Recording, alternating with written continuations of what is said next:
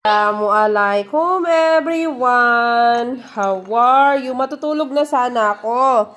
Kaso, etong avocado ko na buto ay tuyo na. Kaya, bago ako matulog, lalagyan ko muna siya. Ibababad ko muna siya sa olive oil. Ayan, lalagyan natin siya ng olive oil. Ito naman ay pangmasahe sa katawan.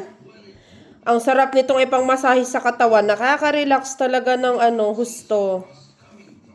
Ayan. O, diba?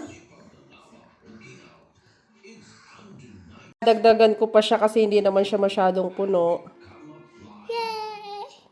Ayan. Ayan.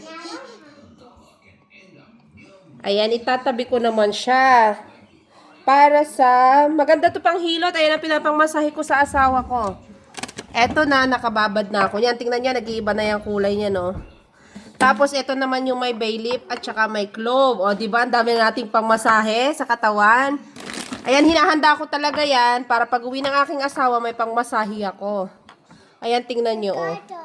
Babad na to. Siguro mahigit isang na to. Isang buwan na to mahigit. Ito naman, may balat pa siya. Ito, wala na siyang balat. Tingnan nyo. Ito naman yung ginawa kong parang lotion sa katawan. Minsan kasi makatay yung katawan ko, yung katawan ng mga anak ko, ayan. O, dito ko yan tinatabi, o.